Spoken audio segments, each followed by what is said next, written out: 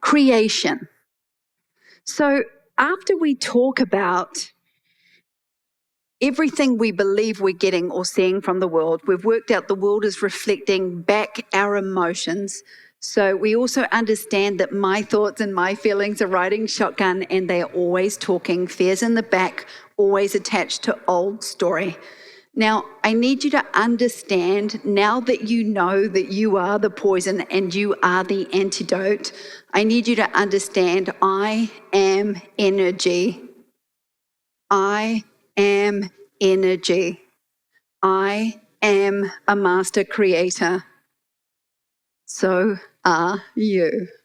I am a master creator in the positive, and I am a master creator in the negative, because I am always attracting and I am always creating. What I'm attracting and creating is in direct proportion to my emotional self.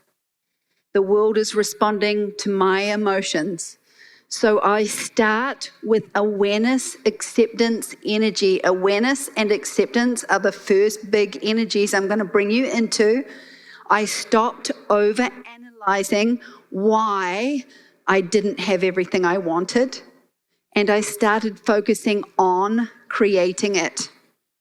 I focused all that energy on building my business. That was my first vertical. You can really only choose to work on one big area of your life, because what you're truly working on is your emotional response to it.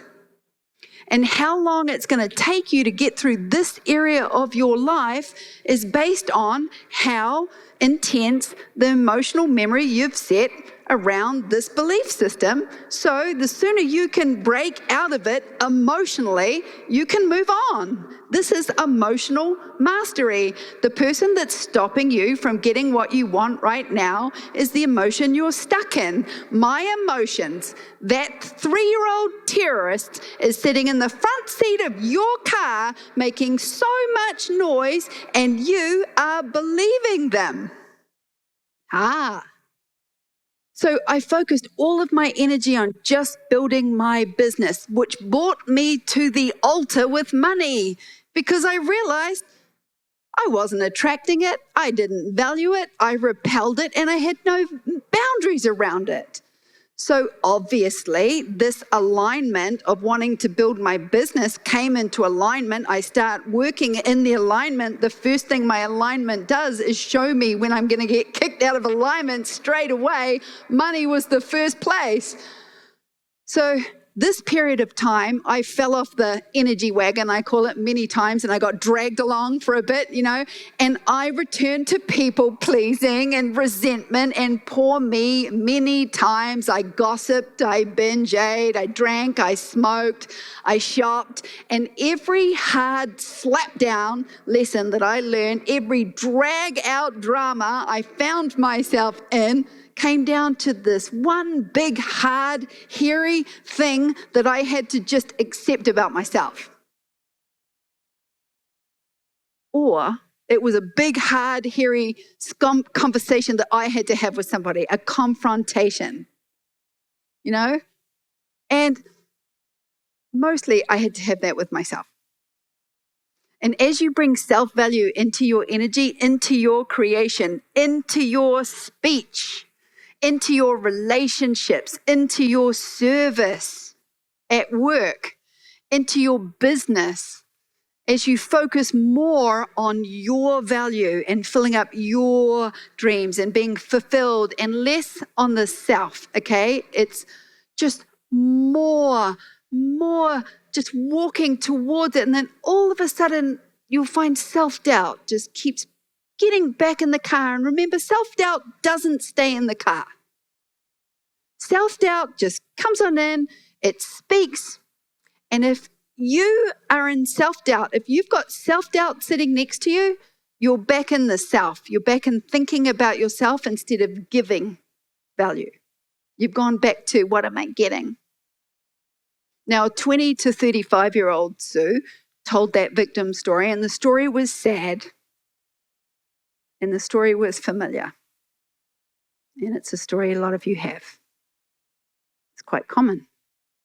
And it helped me connect And it was always my excuse for not having the things that I yearned for. And every time I told this old narrative, I re-empowered it. And then I built my business and I said, find something you love more. Well, my desire to succeed at business eclipsed my fear. Find something you love more. Both were prodigious in hindsight. The second I stopped focusing on my past story, I was taking action in the present and seeing results. Results were evidence. My apathy suddenly turned into action, into momentum. And then I broke through to selling. And when I broke my money barrier, my value just compounded. And I built a profitable business. And I started to teach in 2010, but I didn't notice right away that I had reframed my story. But every time I recounted like my biggest block and my biggest fear and my biggest hurdle and how I smashed through it, starting a business with no money, selling myself, selling my craft, learning to ask for money, learning to ask for work, learning to keep money, learning to network with confidence, learning to value myself, my time, my craft. And instead of focusing on the shadow parts of my story, on the shame and the hardships and the trauma, I started to tell people how I broke through each stage. And then I started to teach people how I did it. And in my language, I'm simply reframing each step I took. Oh yeah, I did do that. And yes, it was really challenging, but I did it. I did it this way. And I was seeing all these wins, even the microscopic achievements. And I'm recounting this journey, and I'm in awe of what I'd done. And creativity, creating in love energy is connected, magnetic energy. And the more you give, the more you get. You attract in love. The opposing energy is in lack. And if everything you attract is in lack, you will never be enough. There will never be enough. Money will never, ever show up. It'll always be enough to survive and never enough to survive, never enough to thrive. And you will not be enough. There will not be enough. How can there? You only see lack. And yet you are a master creator. You are manifesting in this moment, in the negative, at full power. You are doing this. Nothing anybody else is doing is contributing to that. You're seeing it, you're being it, you're saying it, and you're doing it. If you overgive or give for return or false humility, if you control with giving, if you give for recognition or without authenticity, you will not receive an equal exchange. Your energy need is strongly felt, it's stinky, and it's attracting in direct proportion. What I could create became my ultimate focus. Once I learned I'm the power, this became my ultimate focus. It feels like this incredible positive force now, holding a creative state and a focus of awareness. Suddenly, my list of dreams become this list of intentions. I'm talking about them. I'm excited by them. When I write out my ideas, I don't think, I wish I could have this one day. I'm so excited to have these things. My mind can see it. Okay, my emotion can feel it. I want to do it. My heart's saying yes. I stay focused. I be in it. I stop trying to manifest. Stop. Think about what you want to manifest. You're already manifesting it. It's not something you activate. You are already attracting. So instead, why don't you look at what the block is that you've put in place to not be able to receive it? And if you don't understand why you are getting something or why something is showing up the same every time, look at what you are focused on. every day and how you feel around it. Because that is stuck. When it's negative and there's no solutions and no path, you are trapped and stuck in your own car. And the person that's telling you everything that's wrong is sitting beside you in the seat, and you're believing them. So when you say, I want this, but I can't because, and I dream about this, but I can't because, and I burn for this, but I can't because I'm a people pleaser. And I fear, I tried, I failed, I fell, I skinned my knees. Well, I choose to believe. And I want more. And I feel desire. And I align my thoughts with my heart. And with this alignment of desire and positive thoughts and focus and enthusiasm, I get more focus because I want to show up in this way every day. That is congruency. I'm walking the next step. It's evidence. I'm cycling up instead of cycling down. I'm not trapped in my own mind, in my own car. I have evidence that it's working and it's infused with joy. And oh my gosh, it's starting to show up. And remember, I said I can discipline myself to do anything that I enjoy. Well, try disciplining yourself to show up every day when you love what you do. And here is the cycle of alignment and alignment creates action. Okay, you don't take action. You get into alignment first, and that alignment forces action. It comes to you. It has to. So look at it like this. Alignment is mind.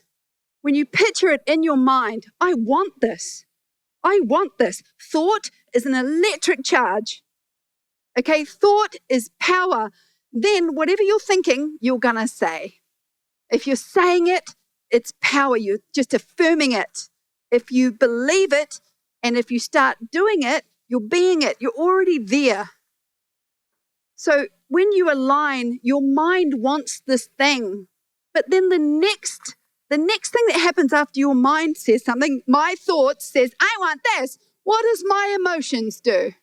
Oh, we can't do that. That's scary.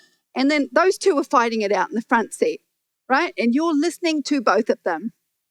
But emotion, when you get into alignment, emotion is empowered, fulfilled, enthusiastic. That is entheos. God-like energy inside me. You lose time doing it and you feel pulled away. When lower priorities take your focus, you feel uplifted. You feel restored after doing it, re-energized, no soul sucking. There's no wilting. There's no inner monologue. Because that's joy, and joy, when that emotion is joyful, the heart just starts radiating a magnet of creation. It comes from their heart, solar plexus. They all start to fire. Suddenly, I'm seeing it, I'm saying it, I'm doing it, I'm being it. This heart feels so good. This feels right. This feels right. This is what I've always wanted. I'm filled up. Oh, my cup just runneth over. I feel value here. I feel valued here. I have more to share, more to give. I'm transmitting. I'm not receiving, I'm transmitting, and I'm a magnetic force of love. Speak it up. Out. Gratitude is a celebration that something you wanted has been received. Something you wanted has been received. You know, people used to say, you need to be grateful. You need gratitude. And I think I used to sit down and go, I'm grateful for this and I'm grateful for that. But truly, gratitude is simply celebrating that something that you really wanted has been received. And then you're getting to enjoy it every day. And when you are seeing that and enjoying it, you're in a place of joy. The heart is in joy. The emotions are joyful. The mind is like, we wanted this. The emotions are like, oh, this feels so good. The heart is connected and radiating more. And you're like, oh, it's all going on here. And then you just got to keep it going, keep connecting it. And then all of a sudden over here, we have focus. It became what we focus, what we show up for. But when that mind wants something big, and when that emotion is connected and joyful, and when that heart is open and it's radiating a magnetic attraction of whatever you want, the focus is easy because you show up in this space every day. How can you not? You are magnificent and you're getting to create your future. And that is so powerful. And you love what you do. And you love what you see, and you love what you say, and you love what you're being every day. And the action is forced from you, because how could it not be? You're speaking heart, you're connected, you're radiating joy. You are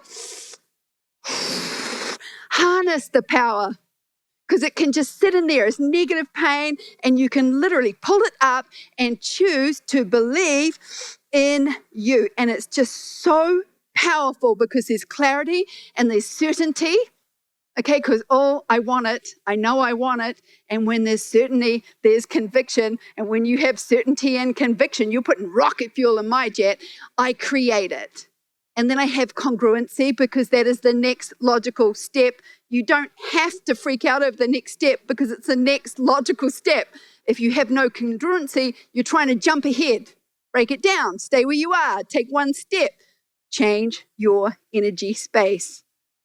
We have courage, yes, but just a mustard seed. You don't need more. Consistency keeps you showing up every day. That is focus. Because when you know what you want and your emotion is empowered and clear and your heart is open and focused and your focus is to show up every day in this alignment, because it forces massive action in your life that brings you every single thing you want. Your entire goal in life is to wake up and get into this emotional mastery, clear it, and get into alignment with what you want so that you can go out there in the world and make it happen. And that is called commitment. A commitment to honor thyself. This is my love boundary. What I create for myself is my love boundary. It's what I allow for myself. It's what I ask for. It's what I step up to receive. It's how I show people what I'm worth.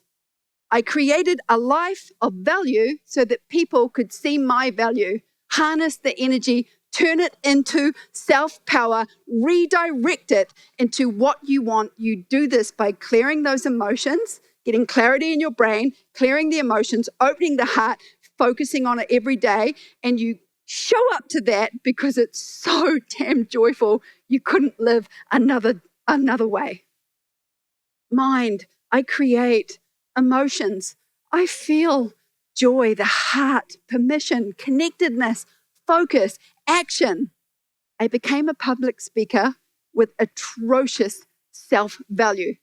So I would get up on stage so prepared, more prepared than any other speaker that was going to be on that stage with me, because I knew I had to work harder than everybody else. And I knew I had to be better than everybody else because I had no value. So I had to give more than anybody was giving on that stage. I had to be the best teacher, and I had to have the best students, and I was going to give everybody the best. And I would get up there and I would just be overflowing with content, and I would give and I would give and I would give as much as I could just to feel worthy of being up here.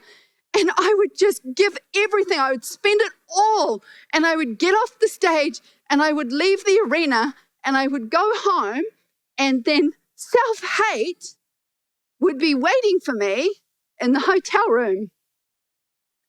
And together, self-hate and I would critique that talk, the outfit, the response, the applause. Why did you say that, stupid? Why didn't you say this? You dropped that ball, you forgot this. Why did you say that like that? Why did you answer that question like that? And I would be just exhausted. And I've spent from giving everything I had on that stage, and self-hate would just sit there in the room with me and say it wasn't enough. And then together we'd go through Facebook and we'd look at all the horrible bad lit photos of us on stage that the audience had posted, and they plastered them online. And I don't read the beautiful compliments, because self-hate has already pointed out that I look old and fat and that I'm disgusting And why am I standing up here shining a light on all that I don't like about myself? There's no hiding anything up here.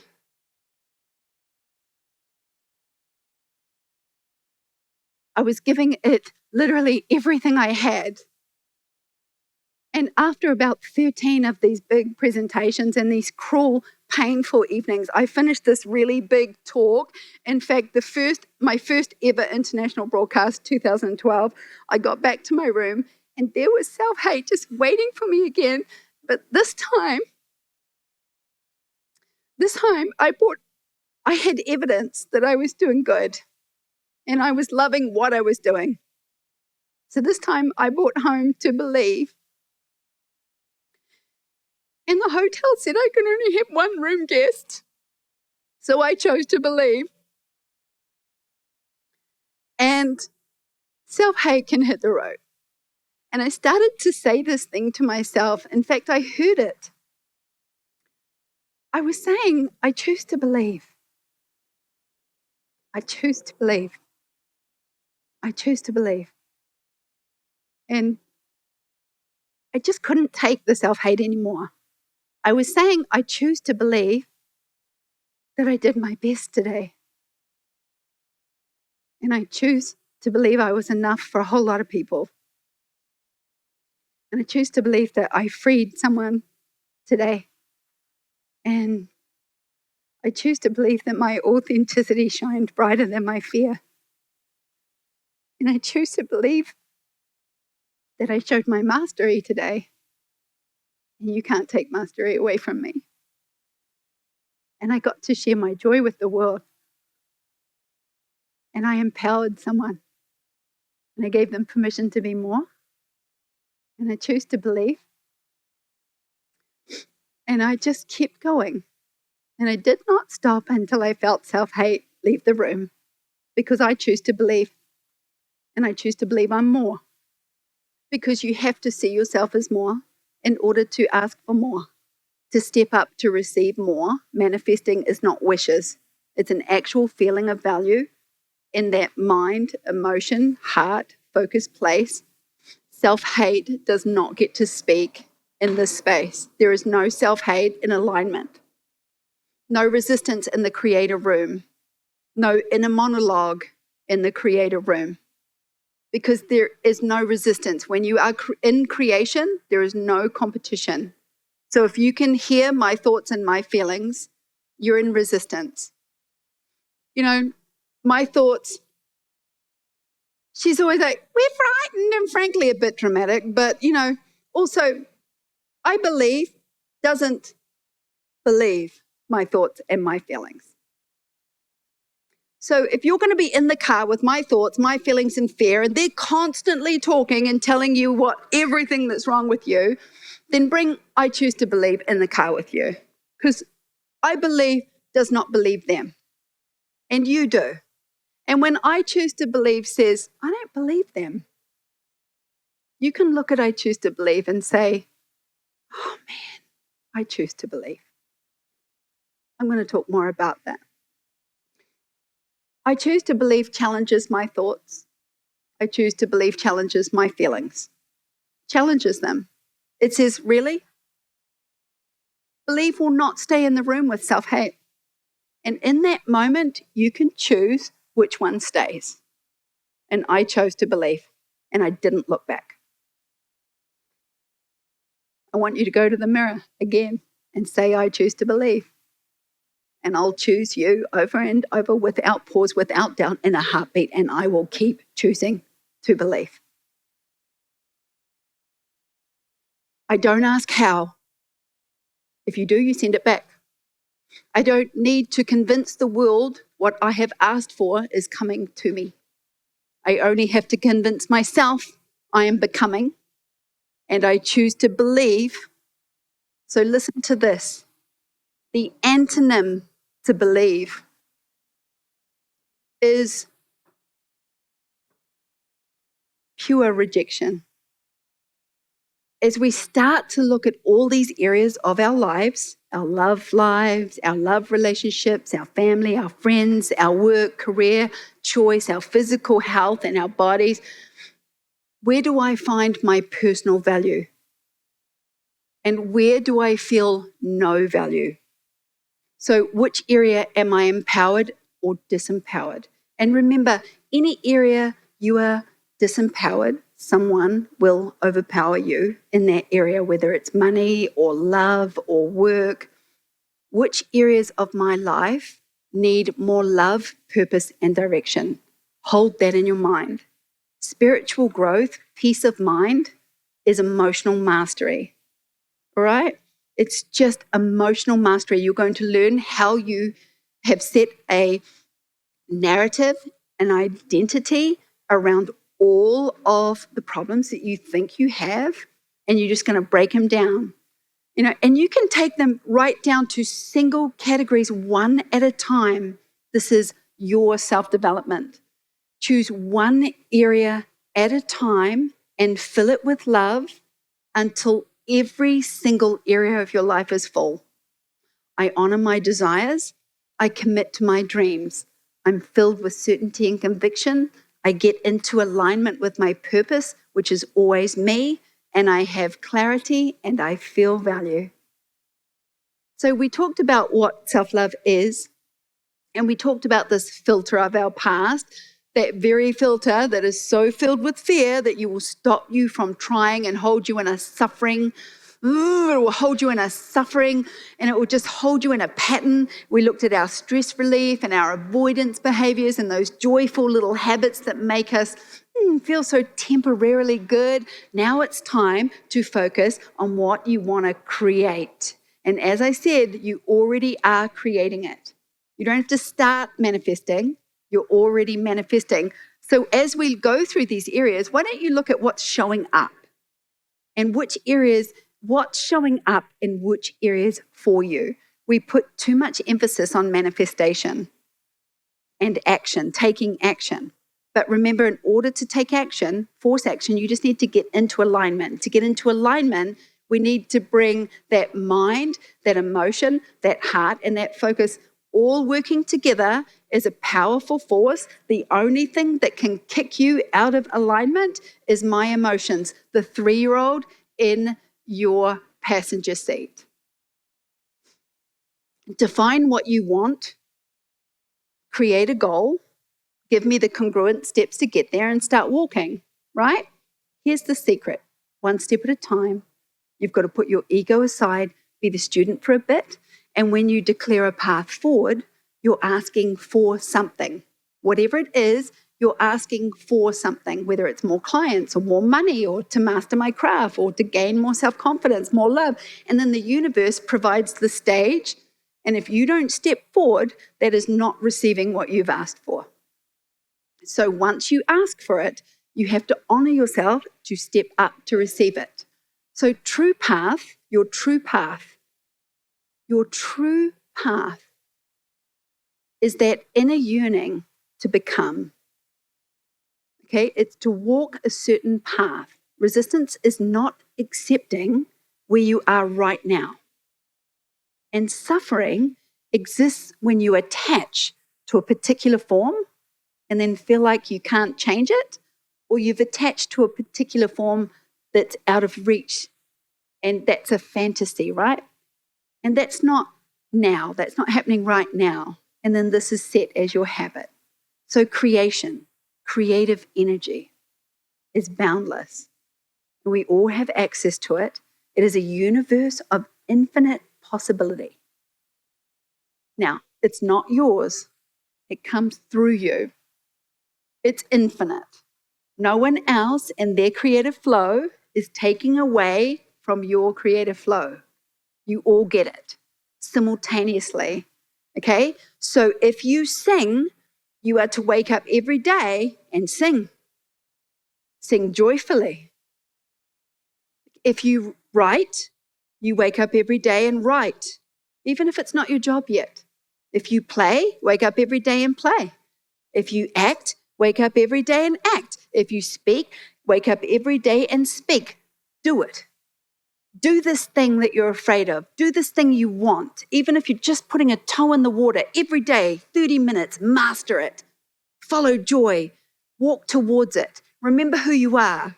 living with intention, loving with intention. Remember what you want, living with intention, loving with intention. How's this poem?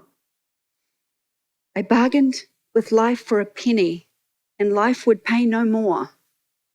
However, I begged at evening when I counted my scanty store. For life is just an employer, he gives you what you ask. But once you have set the wages, why you must bear the task. I worked for a menial's hire, only to learn dismayed that any wage I had asked of life, life would have paid. No more and no less than what you ask for.